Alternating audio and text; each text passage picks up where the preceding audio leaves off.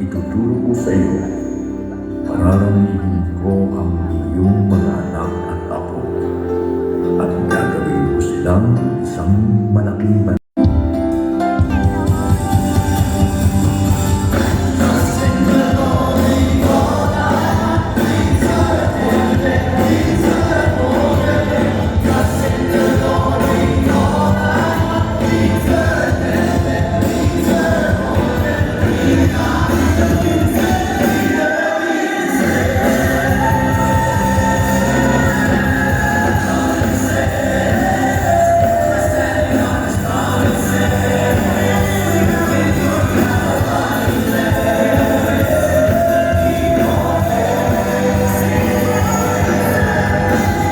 May siyang parang isang lumada. Nagtayo ng mga dambana saan man siya mapunta. Muling pinag-ibay ng Diyos ang kanya. Isang lupain, mga lahi, at pagpapala para sa lahat ng bansa sa pamamagitan ng kanyang binhi. Ngunit naging malupit ang panahon sa kanyang mga mata. Tumanda siya at si Sarah ay nanatiling walang anak. Taon na lumipas. Ilang dekada na rin ang nagdaan. Hindi man lang tayo nabiyayaan ng anak. Abraham. Si Abraham pa na yan, kuya. Abraham, ramdam ko na ang pagiging matanda ng katawan natin. Wala na tayong pag-asa. Siguro nga, hanggang panaginip na lang ang lahat. Gagawin kong isang malaking bansa ang lahi mo at pagpapalain kita. O Panginoong Diyos, paano po ba magkakalang ang tulad na marupok na po ang aking katawan? At ang asawa ko naman po, lipas na po ang kanyang sinapupunan. At isa pa po, Panginoon, 100 taon na po ako at 90 na po ang aking asawa. Tila ba isang apo sa hangin ang mga pangakong ito?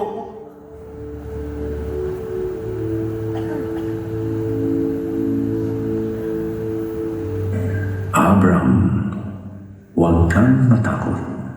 Ako ang iyong kalasag na mag-iingat sa iyo. Bibigyan kita ng napakalaking gantimpala. O mga pangyarihang Diyos, anong silbi ng gantimpala kung hanggang ngayon wala pa po kaming anak ng aking asawa? Isa sa mga kasama ko, si Eliezer, na taga Damasco, isa ko na paniwalaan ang sarili ko na hindi totoong panalo ako sa pagsunod ko sa iyo. Dahil sa umpisa pa lang, talo na ako. Hindi ko na masasabing maayos pa yan. Hindi mo na ako mahal, O Diyos. Hindi totoo, kaya mong tuparin ang iyong mga pangako. Tunay nang hindi ako mananalo sa pagsagot ko sa iyong tawag. Hindi ko na dapat inisip na kaya akong protektahan ang iyong mga pangako. Dahil sa umpisa pa lang, talo na ako. Hindi ko na dapat sinabi ang katagang, kaya pa. Dahil sa totoo na ako, Diyos, wala na akong pag-asa sa iyo. Kaya kakalimutan ko lang ang salita. Magtiwala pa.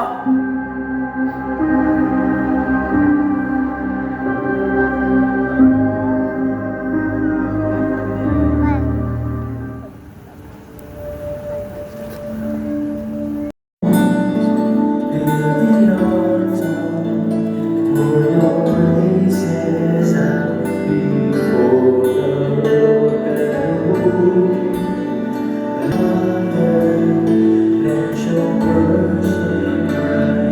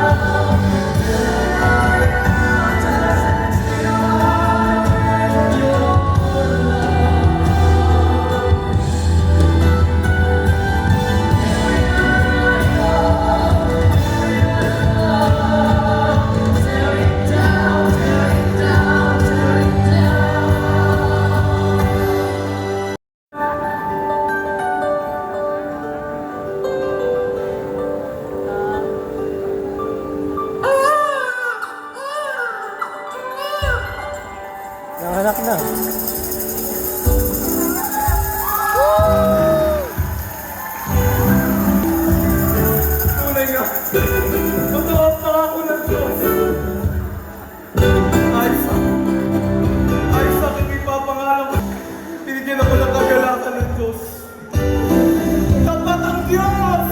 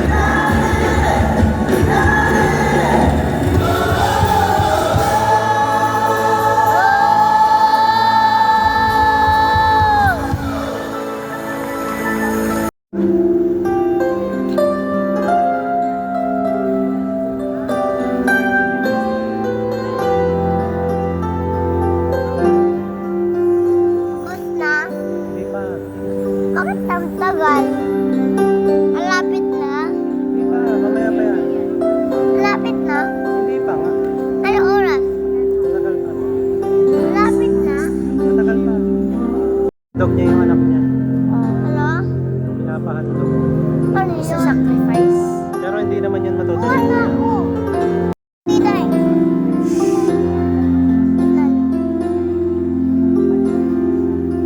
Nasaan?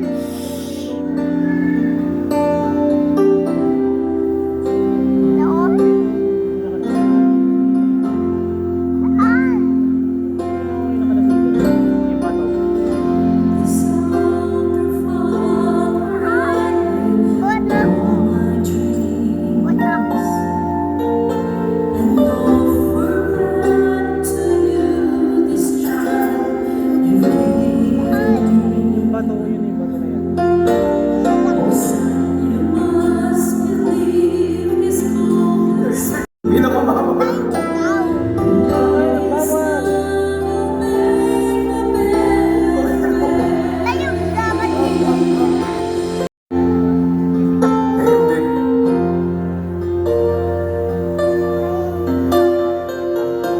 Isaac! Isaac! Pinakamamahal kong anak! Nasaan ka? Nandito po ako! Ayan o. May kuya sa isa. Anak, maganda ka. Aalis tayo ngayon. Sige po, tulungan mo sila.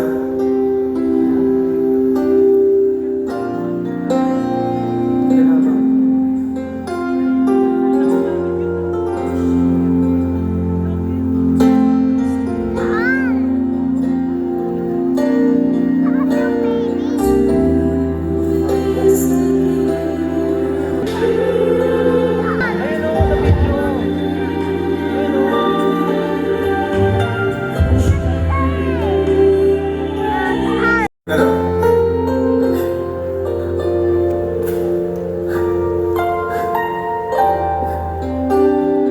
Ama! Ama! Ama, nakakita tayo ulit. Ngunit parang wala tayong kordero. Ano uyayin na natin sa ating Diyos? Siyang iaalay. Pero sacrifice. Pero hindi naman yun Anak, matutunan. ang Diyos sa magkakaloob ng kanyang handog. Ano tao ka? Anak, Ano tao ka? hinihingi ka sa akin ng Diyos. Hinihingi ka niya sa akin. Magtiwala tayo sa Diyos na. Ama, bakit ako?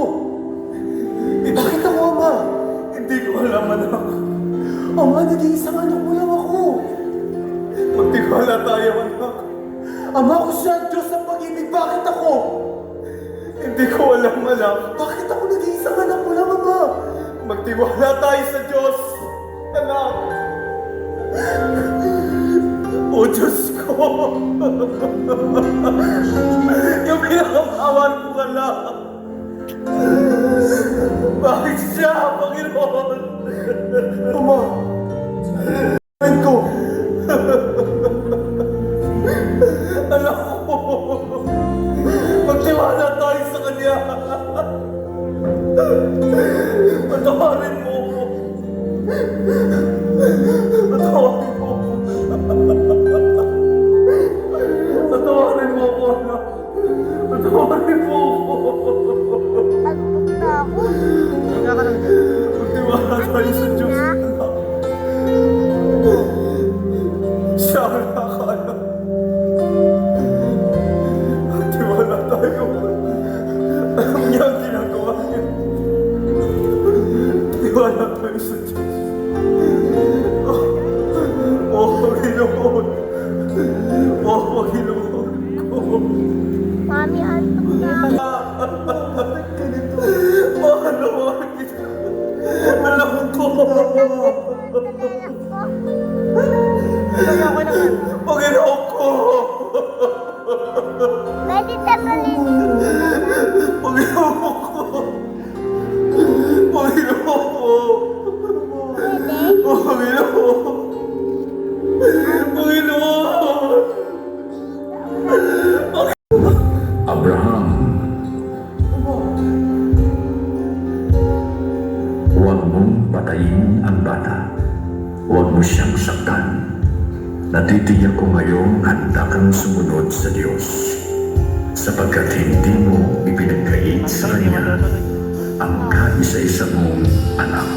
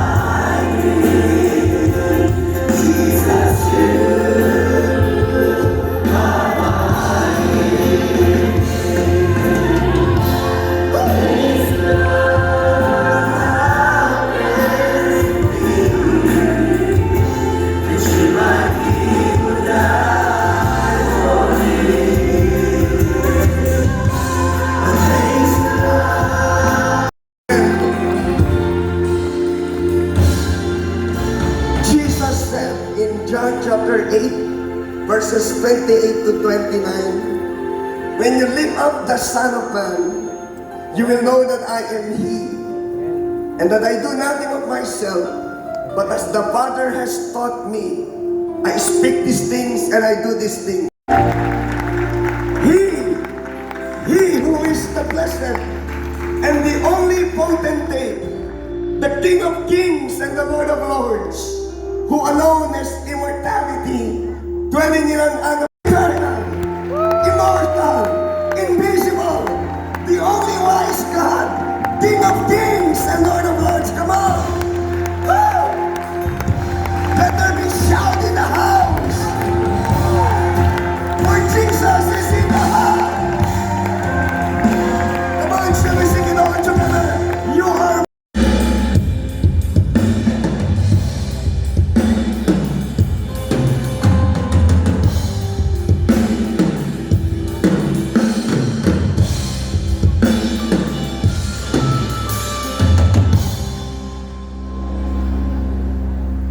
Nakapako si Jesus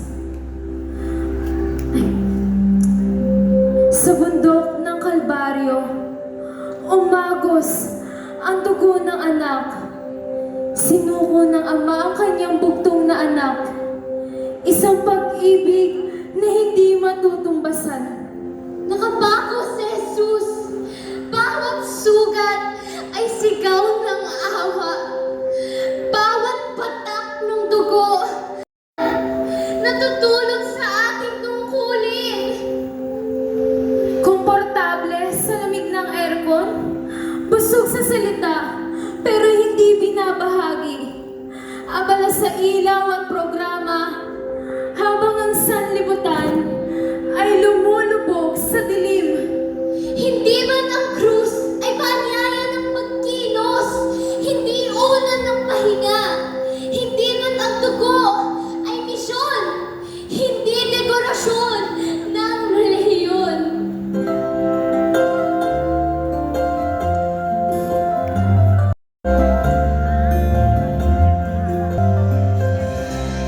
to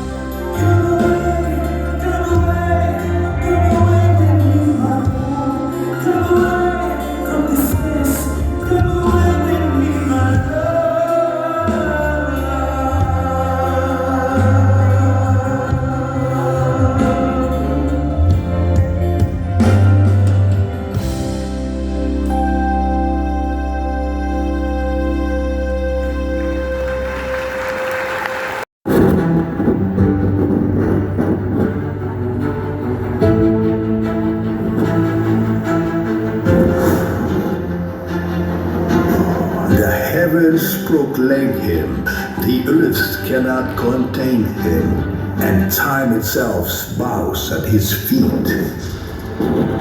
He is the Alpha before beginnings, and the Omega beyond. He is the lion in Judah's roar, the lamb in heaven's sacrifice. He is the fourth man in the fire, the living water in the desert, the bread of life in the famine. Kings rise and kings fall, nations flourish and fade, but his throne remains unshaken, his reign unending, his kingdom without border, without shadow. He feeds the hungry with the living bread. He heals the broken with a single word.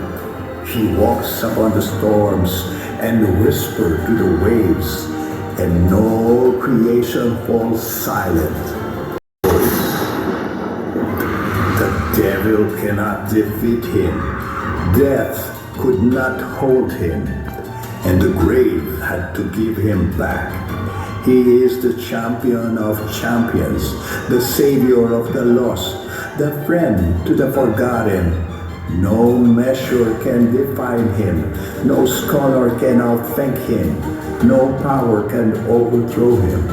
He is the way in the wilderness, the light in the darkness, the truth that sets the captives free. His love has no limits, his power has no equal, his kingdom has no end. I cannot truly explain him, and I will not and cannot live without him. The more I know, the more I am in know, and still there is more to know. That is my King. The world calls him teacher. I call him Savior, but eternity calls him the Lord of Lords and the King of Kings.